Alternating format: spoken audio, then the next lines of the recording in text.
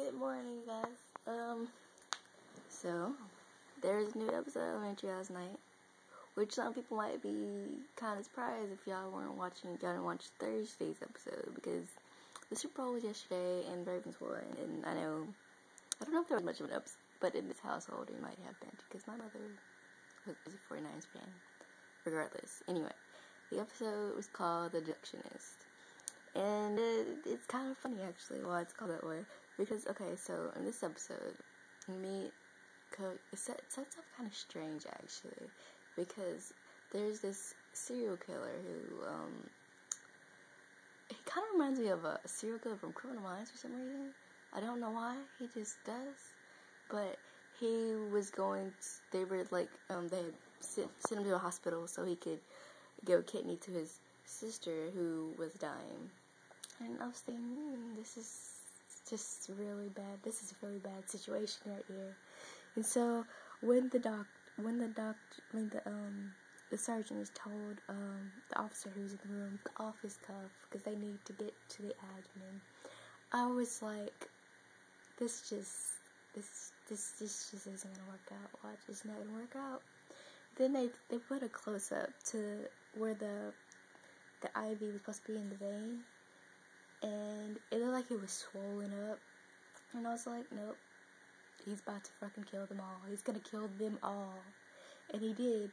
He took the scalpel, which was in one of the surgeon's hand, slashed a whole bunch of people's throat, took the officer's gun, shot the two last people, and then Sherlock comes on the scene. And I was like, this is interesting.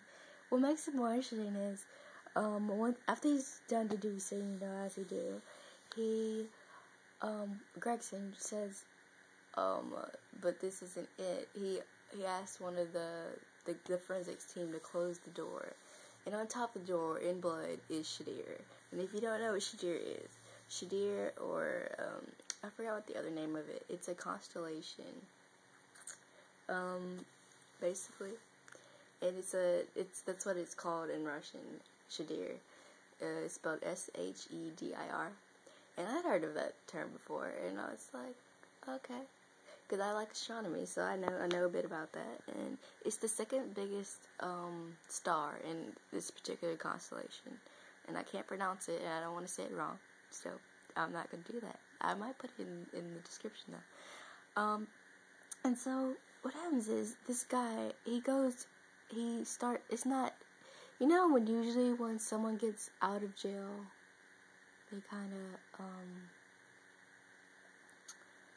of go and just start a killing spree for no reason at all.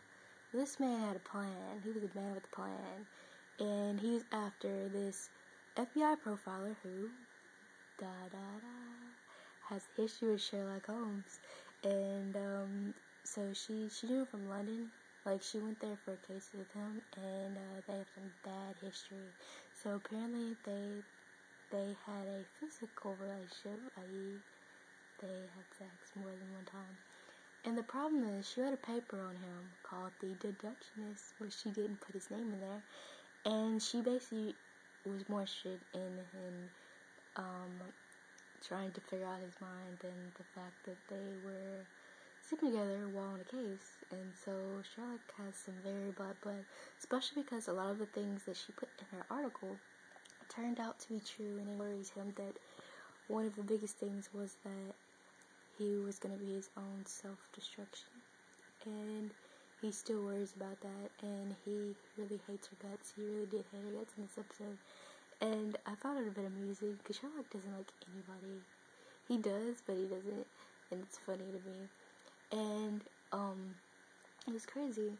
And so the man was like, I want Catherine, who is the FBI profiler, or there will be more deaths, basically. So eventually he gets her, but the thing is, well, not him physically. He has a sister, the sister who he's supposed to be giving his kidney to. Apparently is in cahoots with him. And what happens is, Catherine goes to try and apologize to her about the way she put their family in danger. She really did. Her hung himself after her book came out, which was about basically all about him, and there were a lot of lies in there. And the woman, and I knew, she was like, come closer, Catherine. It's getting harder to talk. And I was like, oh, this bitch is about to die. She's gonna die, oh my god.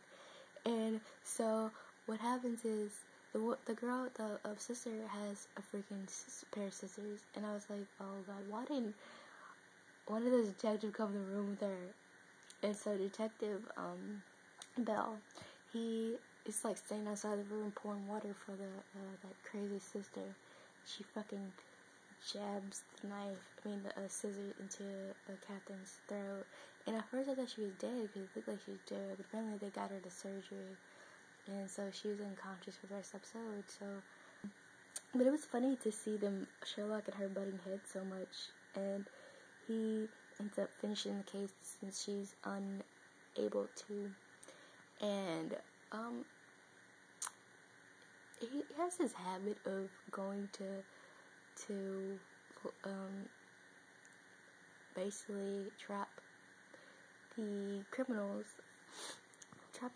so that they will give themselves up. But except we got a little violent on this last one. In earlier in the episode, he was like using the stick, which I was thinking of more like, I don't know what it's called. I think it's called a kendo stick. It's like a wooden sword. So I was thinking it was at first, but it turned out he was just a stick, or like what usually boxers use. It's like a boxing dummy, and he just kept hitting it in the forehead. And I thought it was weird. And so it turns out he used that. I don't remember how he used it. I think he might have used it with a gun, maybe. He like whacked him, and he like broke the dude's hand. Like, 'cause I guess his hand got in the way, 'cause he was about to like try and shoot Sherlock. It was weird, but it was cool. And then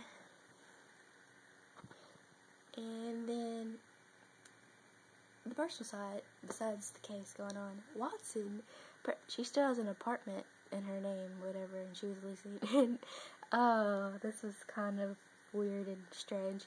So in the beginning of the episode, which I kind of find ironic, it opens up with Sherlock having a little fun time with some strippers in the apartment, and I don't think Watson was there.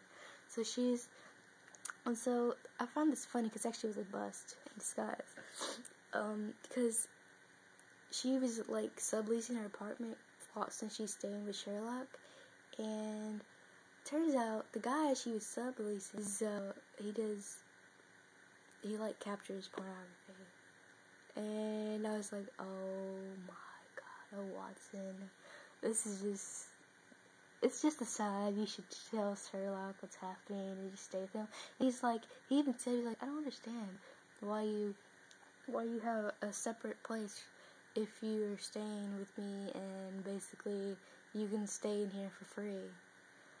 But he still doesn't know that she is technically unemployed.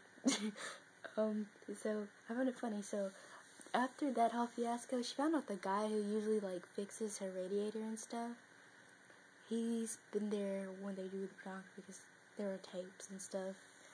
And so she doesn't live in that apartment anymore. And Sherlock in the end, when him and Watson meet up again, because she keeps going back to her apartment because she's basically about to get evicted from it. And she found out he was there. The guy was there who could fix the radiator. And it's kind of funny. She basically says, "You can get my stuff in the storage and pay me $1,200 to get a new couch, because I think it needs to be put in the back and shot." Basically, it was funny. And so yeah, and then Sherlock just basically gives her a spatula, which she thinks because it was messed up when those people were doing pornography in it, and he gives her a toothbrush, which I think is kind of weird. She was like, "Did you do something with my toothbrush?" And he doesn't answer. They get in the cab, and for some reason I was just so confused. I was like, is he asking